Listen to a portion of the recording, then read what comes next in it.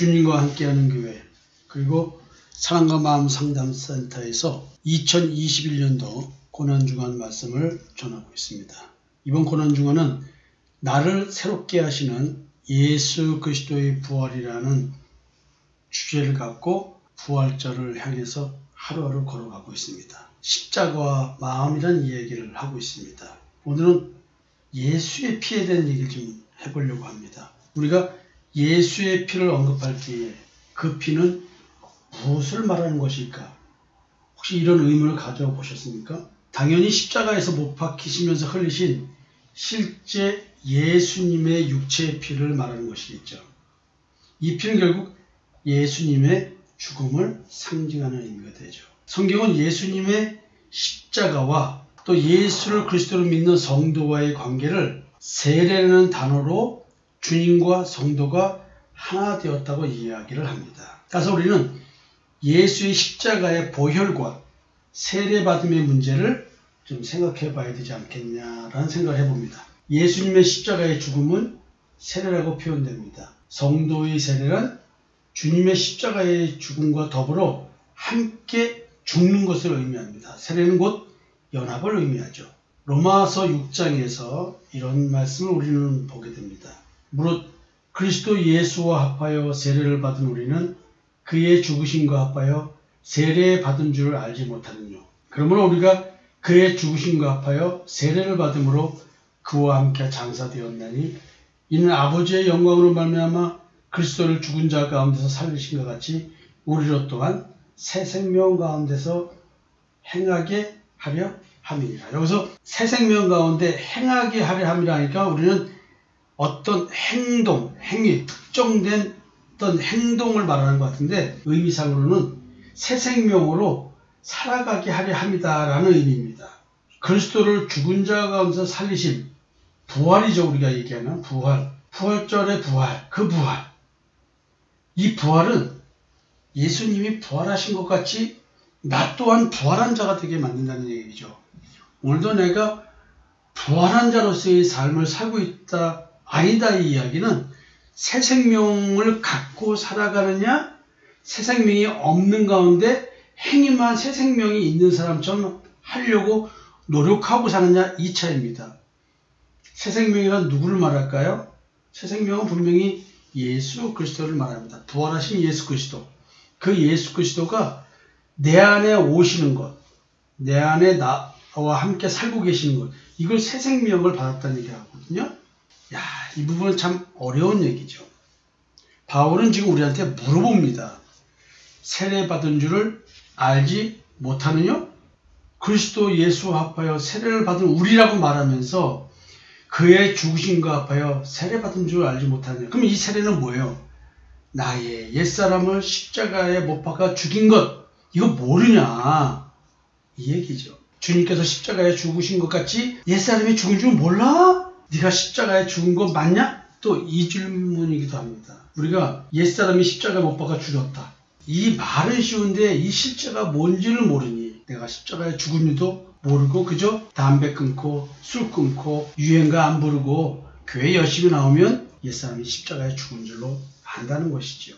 그리고 새 생명이 있는 새 사람이 된 거라고 착각을 하고 신앙생활을 하게 됩니다. 오늘도 우리는 내가 생각할 때 옳다고 생각한 것을 선택해서 그 올바른 대로 살아가는 것, 이게 새 생명으로 살아간다고 착각하고 있는 것이죠. 성도의 십자가의 죽음이란 실제적으로 무엇을 말할까요? 바울은 택함받은 한 사람이 주님의 십자가의 죽음에 동참하는 세례를 이렇게 표현했습니다.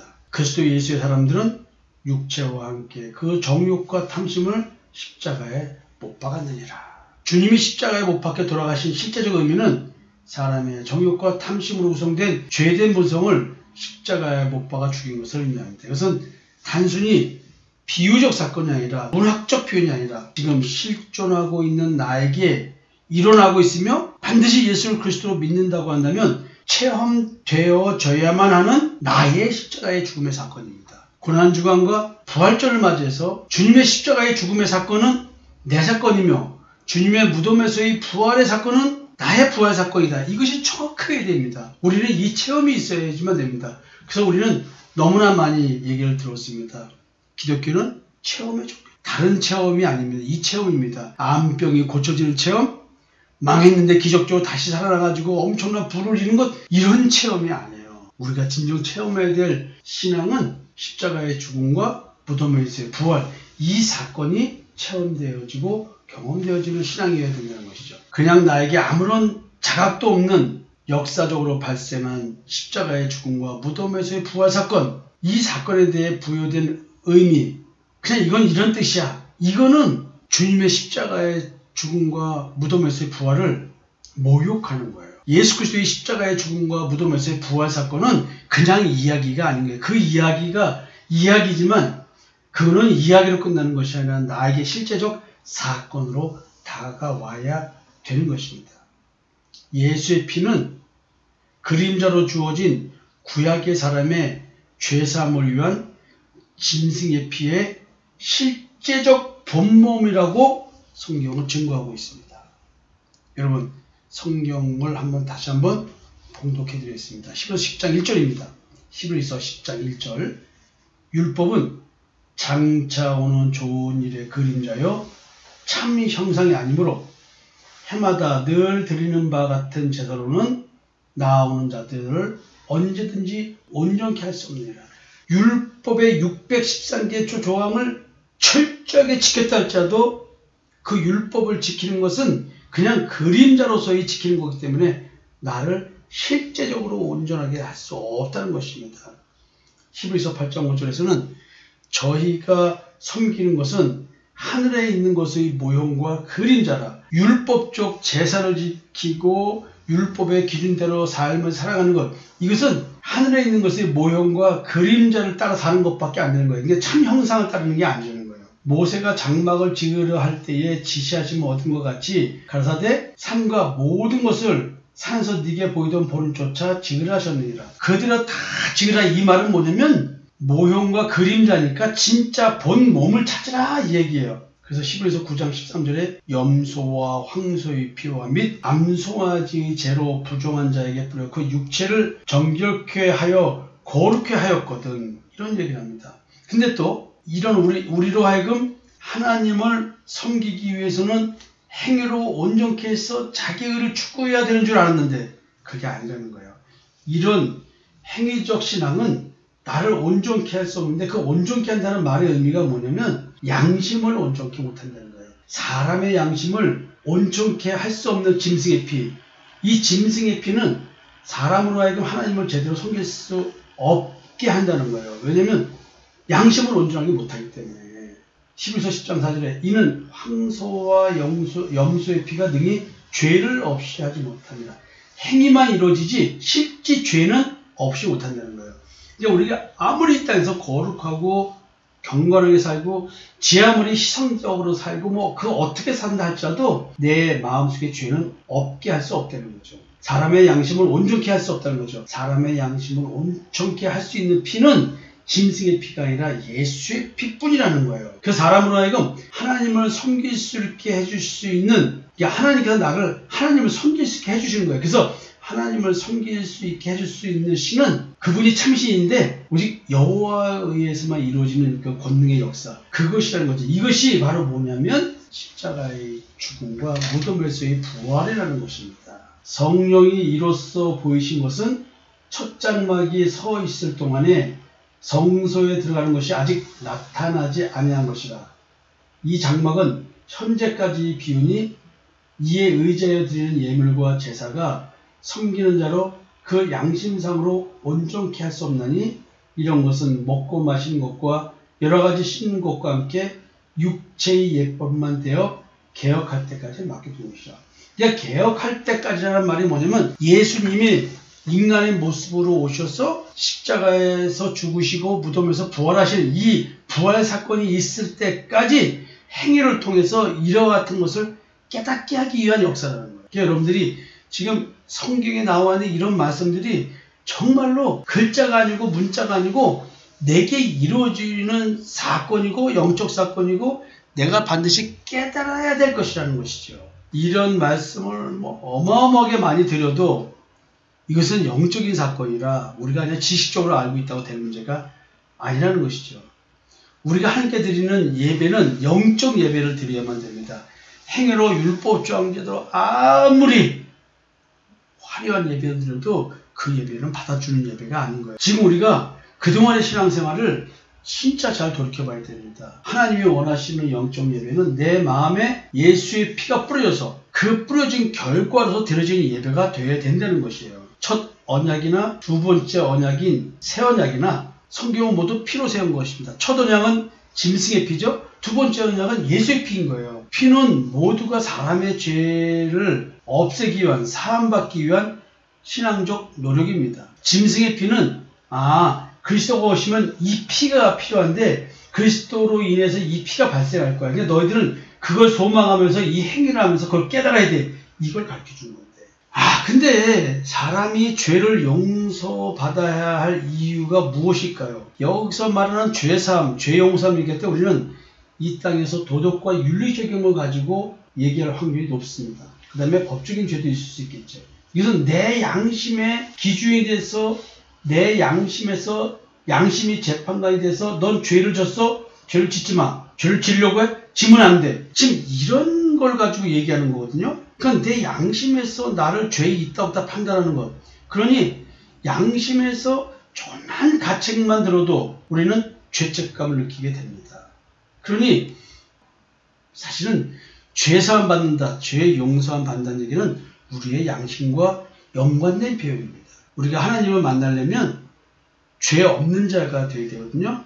근데 죄 있이 어떻게 하나님을 만날 수 있겠습니까? 내가 양심의 법정에서 양심의 가책을 느끼게 되는 사람들, 하나님을 만나기 위해서 십자가로 오라고 하는 그 율법의 기능이거든요. 근데 이 부분을 우리가 잘 모르고 있다는 것이죠. 하나님께서 각 개인을 만나시려고 찾아오신다는 것. 내가 아직 죄인 되었을 때 하나님께서 나를 사랑하시기 때문에 예수 그리스도로 말미암아 내가 하나님께 찾아올 수 있도록 해주셨다는 것이죠. 이게 십자가에서 확증된 나를 향한 하나님의 사랑입니다. 여러분들이 지금 하나님을 만나려면 죄에 지배받는 나의 영적 상태를 해결하지 않으면 안 된다. 그래서 하나님께서 이걸 해결해 주시는 거예요. 이게 바로 십자가의 죽음과 무덤에서의 부활이라는 것이죠.